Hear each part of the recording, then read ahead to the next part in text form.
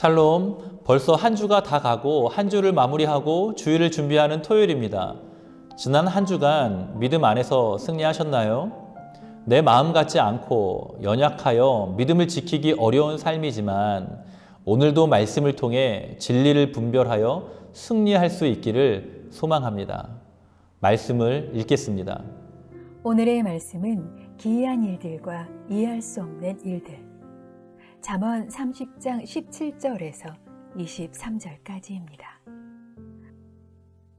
아버지를 조롱하며 어머니를 멸시하여 순종하지 않은 사람의 눈은 골짜기의 까마귀에게 쪼이고 새끼 독수리에게 먹힐 것이다.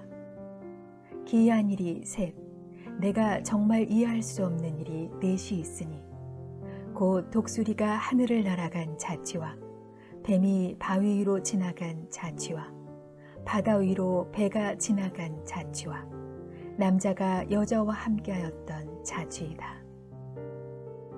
가늠한 여자의 자취도 그러하니 먹고도 안 먹었다고 입을 씻듯이 나는 아무런 악행도 한 일이 없다 한다.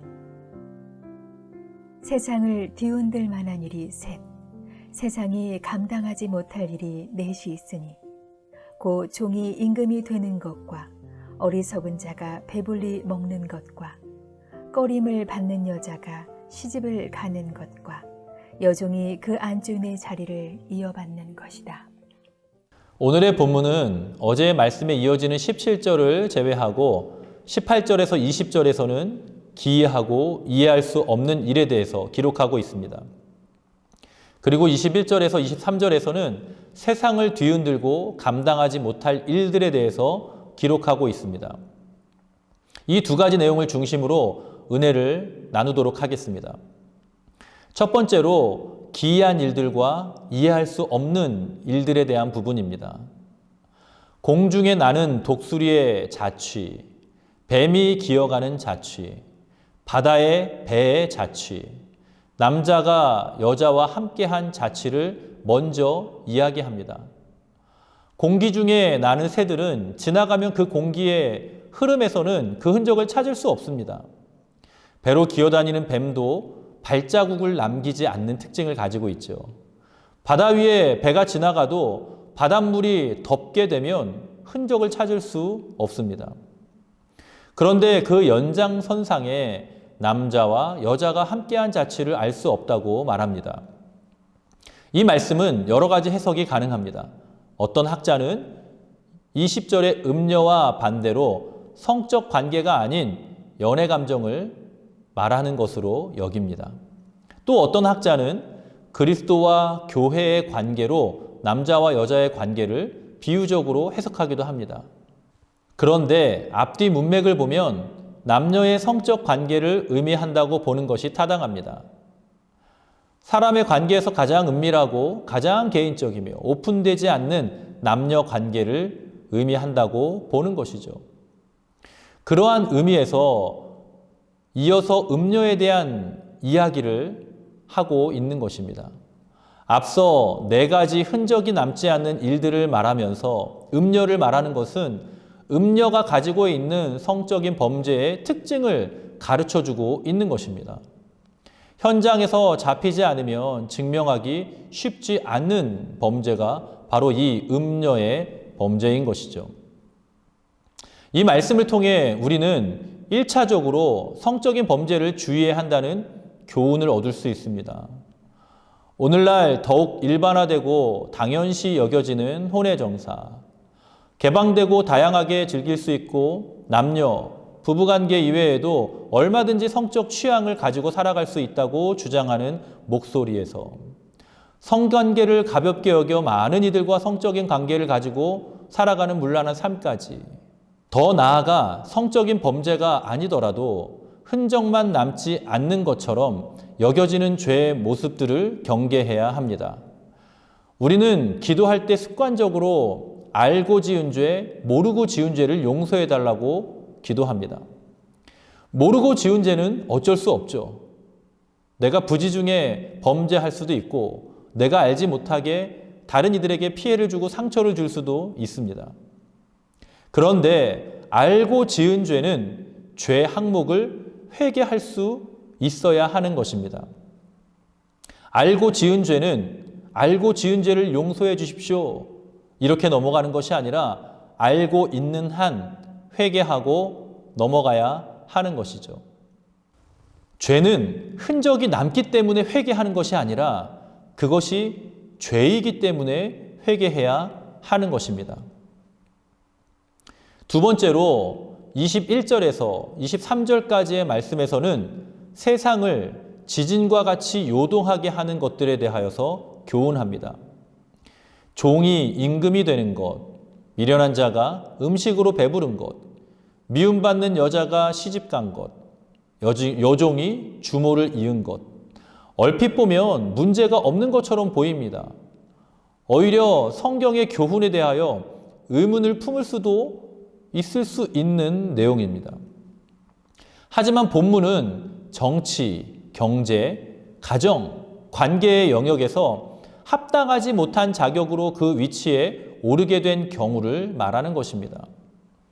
통치자로서 왕으로서 자격이 없음에도 피를 통해 술수를 통해 이익을 위해 그 자리에 오르는 것을 의미하는 것입니다. 두 번째 부분도 마찬가지입니다.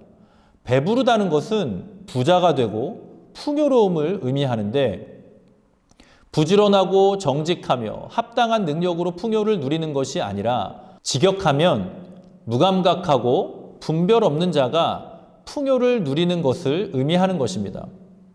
미움받는 여자는 정확히 해석하기 어렵지만 문맥상 가정을 이루기에 치명적인 결함이 있어서 가족들을 어렵게 하는 것을 의미한다고 볼 수 있습니다.